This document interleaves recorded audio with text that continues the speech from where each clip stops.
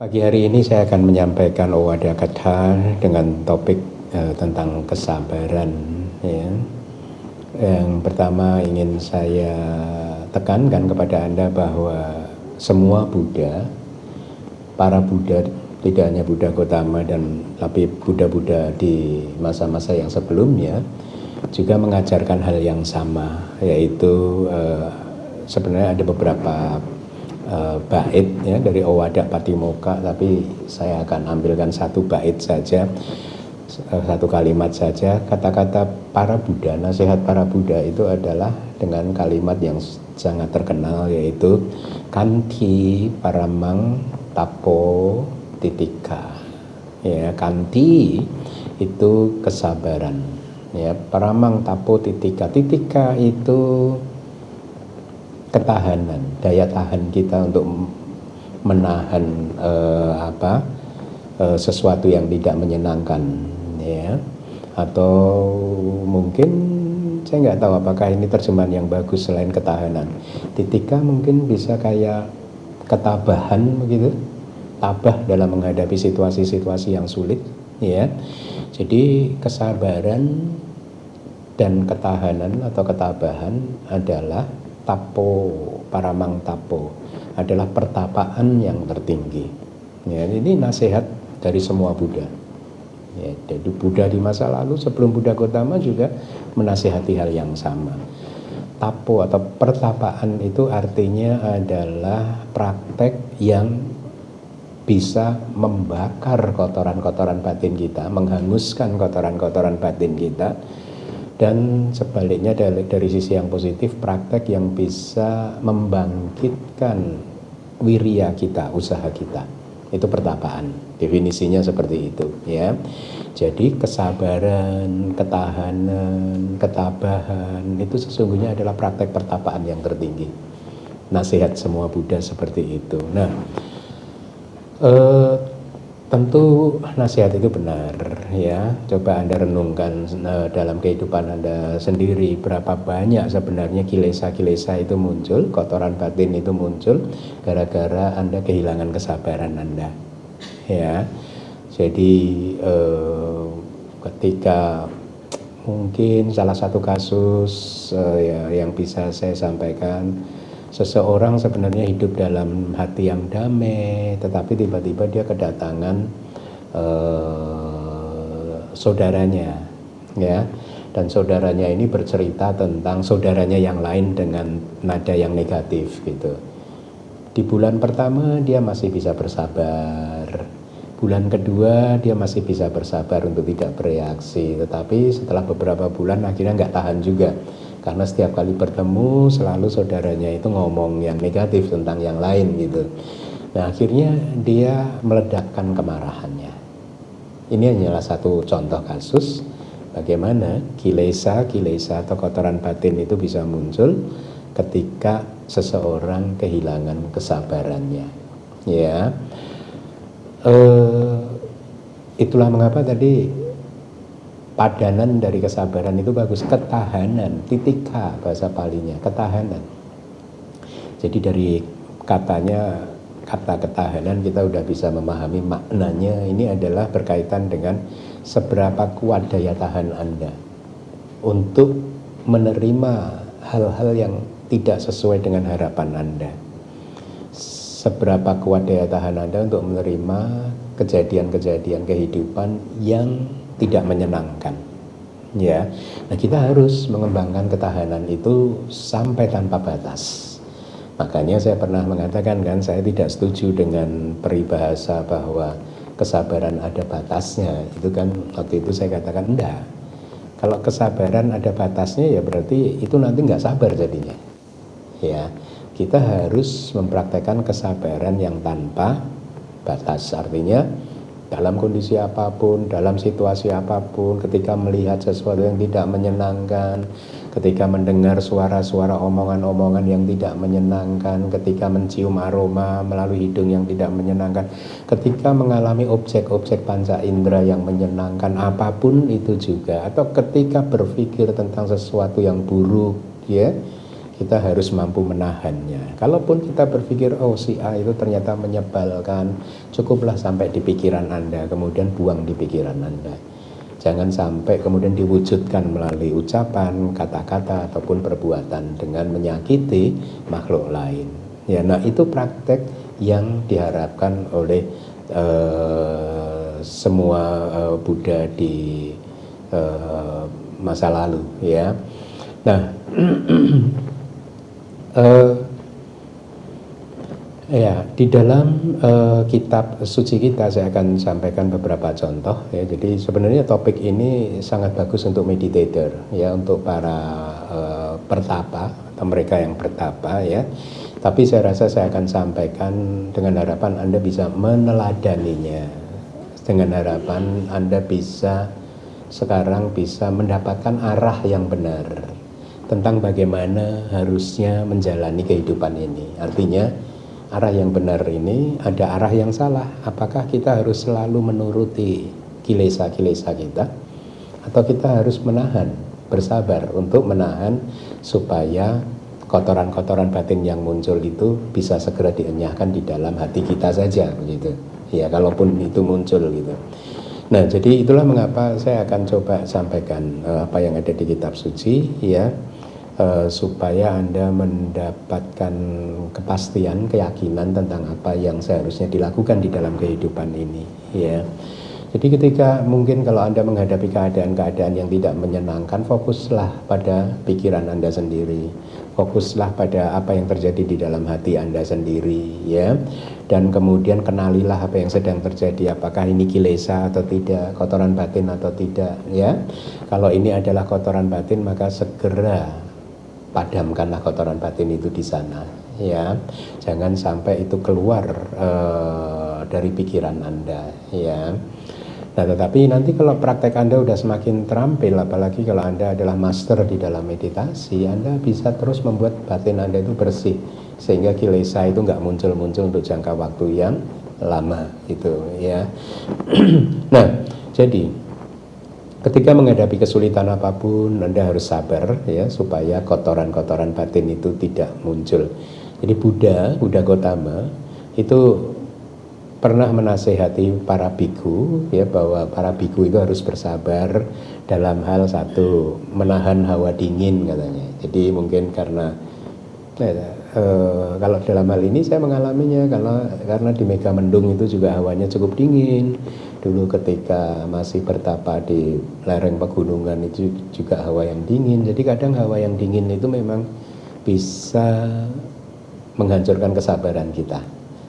Khususnya ketika kita mulai berpikir bahwa aduh, saya sebenarnya pengen meditasi terus, tapi kok hawanya dingin banget. Akhirnya lebih baik tidur. Ya, kilesa muncul gitu, malas ya. Nah, jadi ketika menahan hawa dingin kita, itu kesabaran muncul, menahan hawa panas juga, lapar juga, dahaga ya. Kita harus menahannya, tapi sebenarnya praktek kesabaran itu tidak hanya sekedar menahan tanpa kebijaksanaan. Ini hawa dingin ditahan seperti pegulat atau petinju yang melawan hawa dingin diajak berantem begitu, enggak. Tetapi kita menahan dengan penuh kebijaksanaan, kita merefleksikannya bahwa saya harus bersabar untuk menghadapi ini semua, karena kalau saya tidak bersabar maka kilesa bisa muncul. Tetapi kalau sebaliknya saya bersabar maka kotoran batin tidak muncul. Jadi itu adalah kebijaksanaan. Lalu Anda terus amati pikiran Anda, hati Anda, sekarang kilesa mulai muncul nih ya, kotoran batin mulai muncul. Begitu Anda melihat bahwa kotoran batin muncul di dalam hati Anda, maka Anda harus terus fokus melihat kotoran batin tersebut ya. Jangan fokus ke yang lain-lainnya. Fokuslah pada katakanlah kemarahan. Fokuslah pada kemarahan itu, amati aja kemarahan itu seperti seorang ibu mengamati anaknya. Karena kalau pengamatan Anda itu benar tanpa bereaksi, maka kemarahan tidak lama akan segera reda, akan padam ya.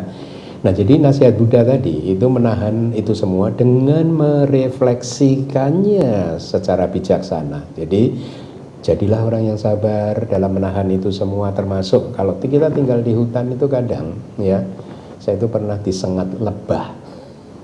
Ya kan namanya di hutan ya, lebah kayak ulah masih bagus lah disengat lebah itu. Nah kalau kita nggak sabar juga bisa memunculkan kilesa. Kalau kita tidak merefleksikannya dengan bijaksana, kita bisa memunculkan kilesa.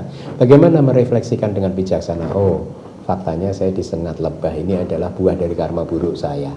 Jadi bukan salah lebahnya, ya, bukan salah situasinya juga. Ini kejadian ini muncul karena di masa lalu saya melakukan perbuatan yang buruk dan sekarang buahnya harus saya petik sendiri gitu. Jadi direfleksikan dengan cara yang bijaksana seperti itu gitu. Ya, kontak atau gigitan-gigitan binatang-binatang apapun, termasuk nyamuk sebenarnya yang paling sederhana itu. Nyamuk itu kan binatang kecil, tapi sering nggak sih mengganggu kesabaran Anda? Coba Anda jujur dengan diri Anda. Begitu nyamuknya banyak sedikit, iya nggak sih? Sekarang masih pada suka gitu nggak? Harusnya Buddhis nggak begitu dong ya. Kayaknya saya nggak pernah lihat loh waktu di Myanmar itu ada toko jualan obat nyamuk tuh. Kayaknya nggak pernah lihat saya. Di sana umum pakai kelambu, jadi kasur itu pakai kelambu, gitu, ya. Jadi atau hewan-hewan yang lain ya, binatang merayap dan lain sebagainya. Banyak sih saya pengalamannya digigit binatang-binatang, tapi serangga biasanya kecil-kecil gitu. Semut kayak, ya semut itu ada yang sakit kalau gigit juga, gitu, ya. Nah kita harus sabar. Nah Buddha juga kemudian menasihati, kalian juga harus sabar menahan kata-kata yang diucapkan dengan buruk oleh orang lain. Artinya ini mungkin kayak tadi, orang mengadu kepada Anda, menceritakan kejelekan saudara Anda, awalnya Anda sabar, tapi kalau orangnya setiap kali datang ngomongin itu terus, ya Anda lama-lama kebakar kalau Anda nggak hati-hati gitu ya. Jadi sabar menahan kata-kata yang diucapkan dengan buruk, dan juga sabar dalam menahan perasaan-perasaan jasmaniah yang menyakitkan, kayak tadi digigit lebah itu kan perasaan jasmaniah yang menyakitkan kan ya. Nah, apapun kita harus sabar dalam menahan sesuatu yang menurut kita tidak enak, tidak menyenangkan, atau bahkan juga mematikan loh, kata Buddha. Anda sadar nggak bahwa seringkali Anda memberi label pengalaman tertentu sebagai pengalaman yang tidak enak, tidak menyenangkan, itu karena pilihan Anda. Ya, karena subjektivitas Anda, karena Anda sudah mempunyai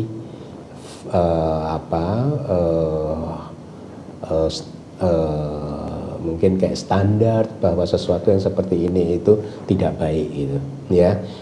Nah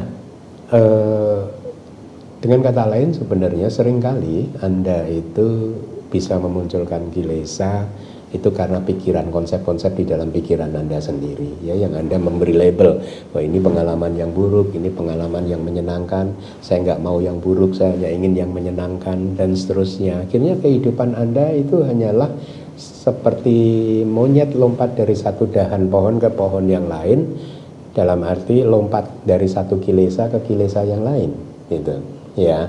Nah, kenapa Anda tidak kemudian belajar untuk menahan itu semua, apapun itu ya? Kalau itu sesuatu yang menurut persepsi Anda tidak menyenangkan, tahan, bersabar ya, hadapi itu dengan penuh kesabaran ya.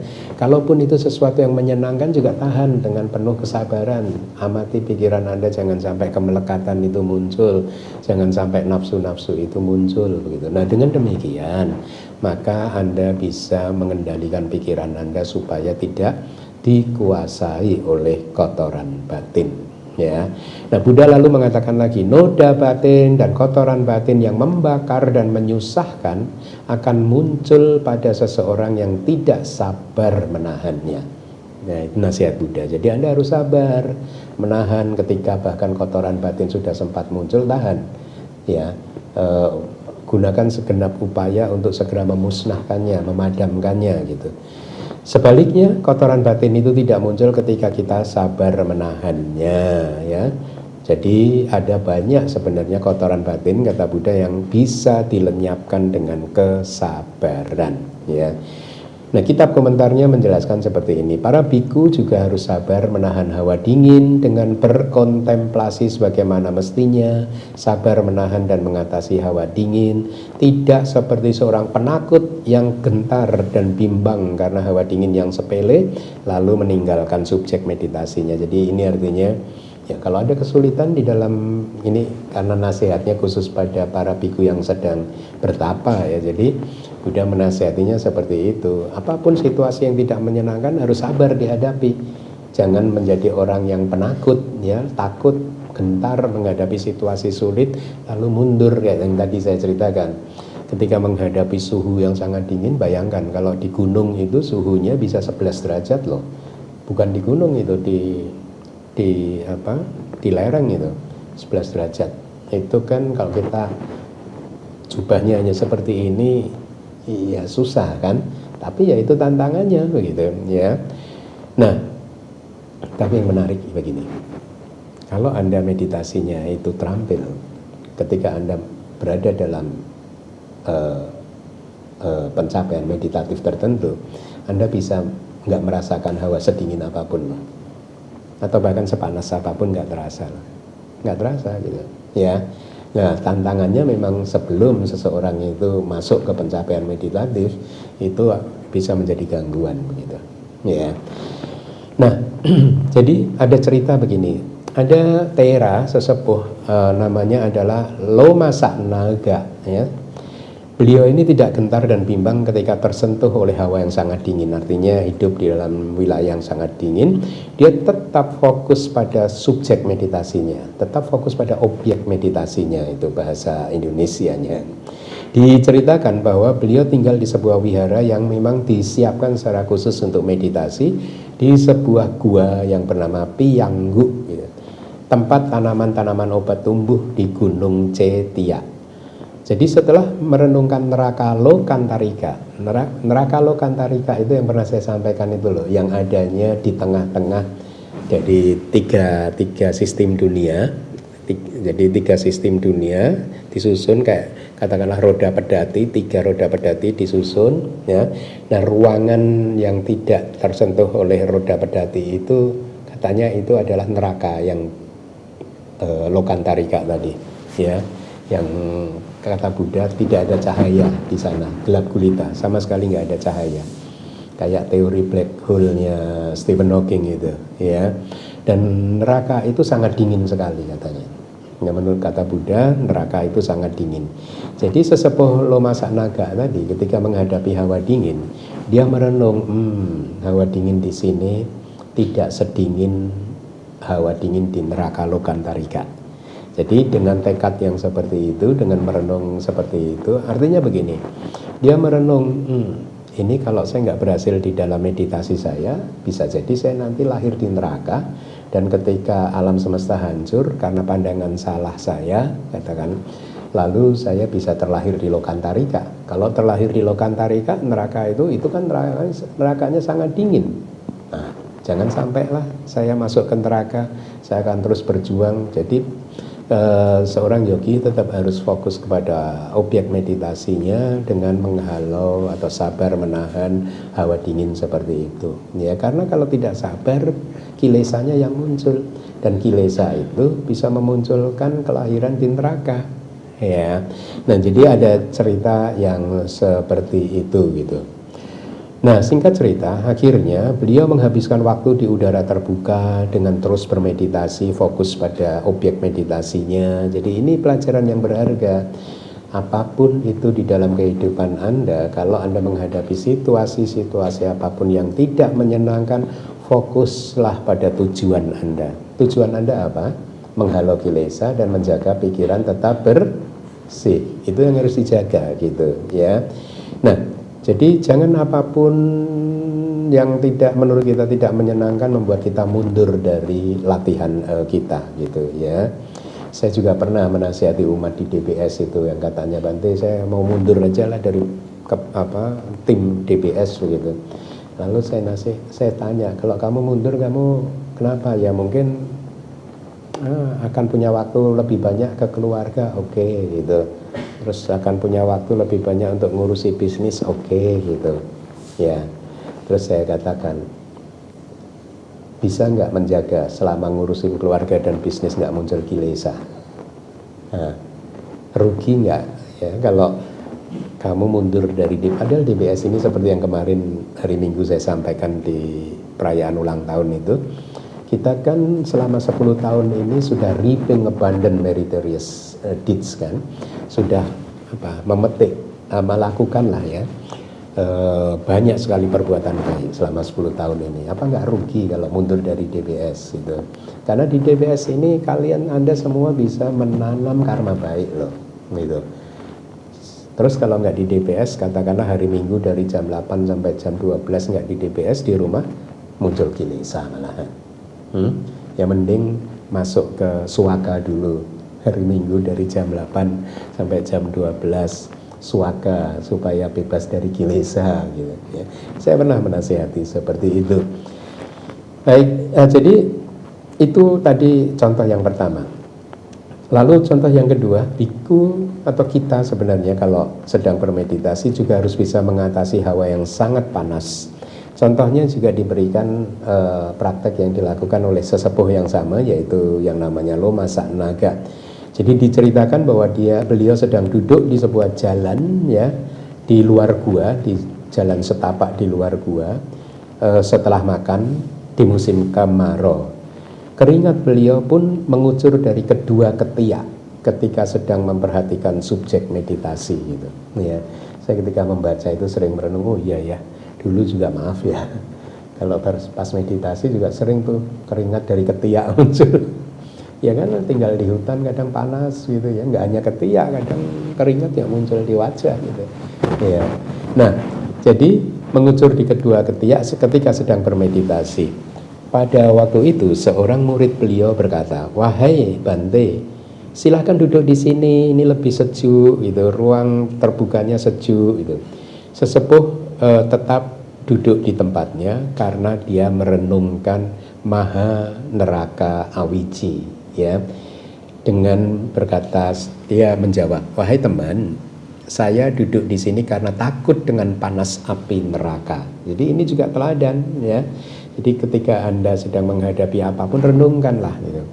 Kalau Anda menghadapi situasi yang sulit dalam kehidupan ini, renungkan kehidupan di neraka lebih sulit. Kalau Anda nggak sabar lalu kilesa Anda ledakkan, kalau itu mengirim Anda ke neraka, kehidupan jadi jauh lebih sulit. Ya apalagi Maha Neraka Awici, ini katanya ama Awici itu artinya tanpa putus gitu. Jadi penderitaannya tanpa putus kalau di Awici itu.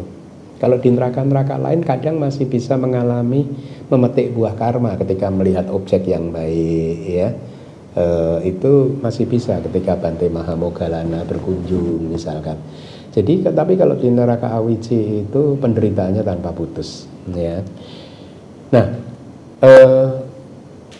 atau bersabar ketika katakan Anda jadi biku nih, lalu tiba-tiba Anda nggak ada umat atau ya nggak ada umat yang datang berdana makanan ya, apa yang harus Anda lakukan?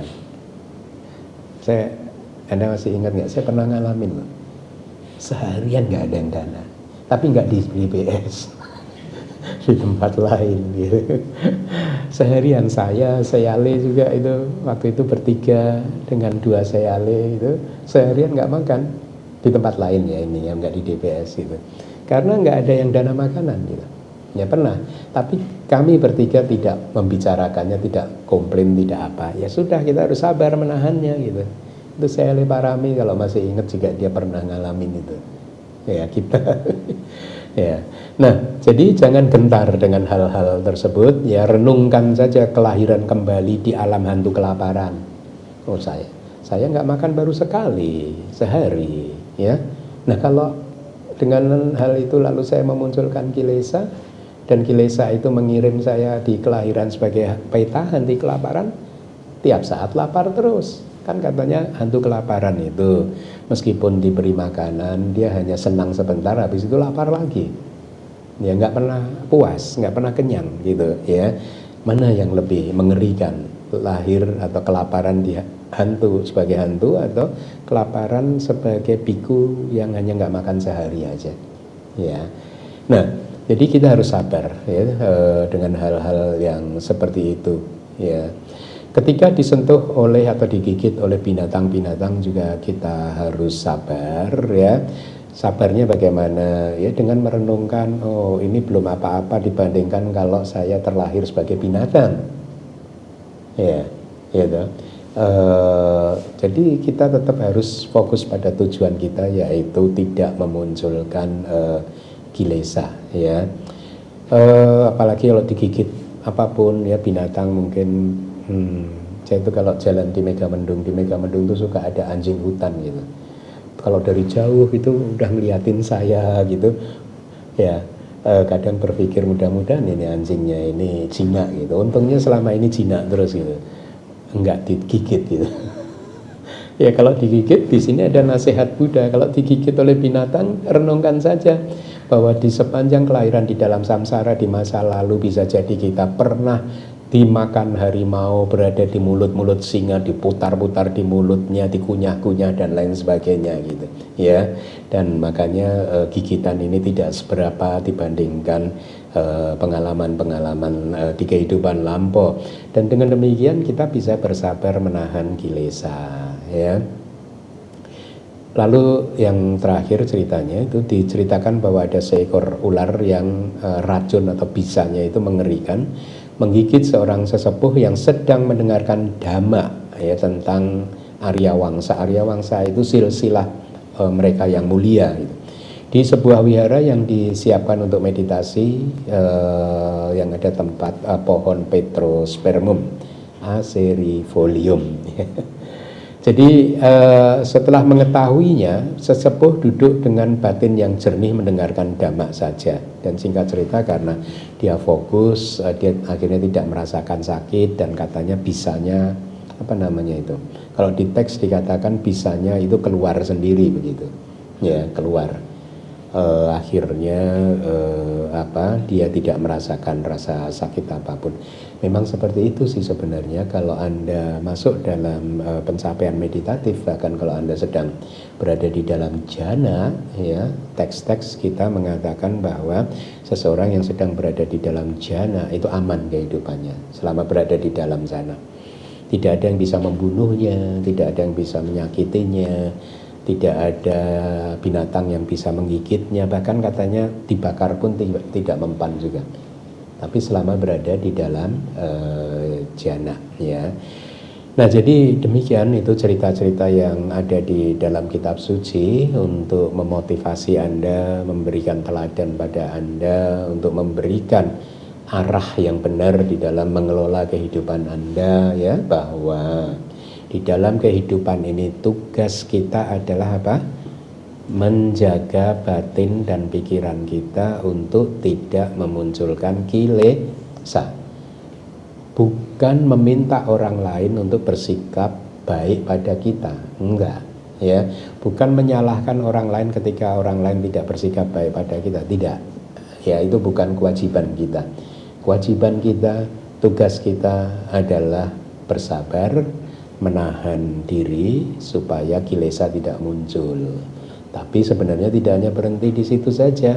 Anda harus bermeditasi, berjuang untuk mencabut semua kotoran batin itu sampai ke akar-akarnya, sehingga ibaratnya pohon ketika sudah dicabut sampai ke akar-akarnya, dia sudah tidak bisa tumbuh lagi. Kalau Anda belum mencabut hingga ke akarnya, ya kayak pohon, dia Anda potong, dia tumbuh lagi. Sama kilesa, kalau nggak dicabut sampai ke akarnya, Anda bisa potong tapi nggak lama tumbuh lagi ya. Jadi ini yang bisa saya sampaikan. Ingat ya, nasihat pagi ini, tugas kita dalam hidup ini adalah menahan diri, bersabar supaya tidak memunculkan kilesa ya.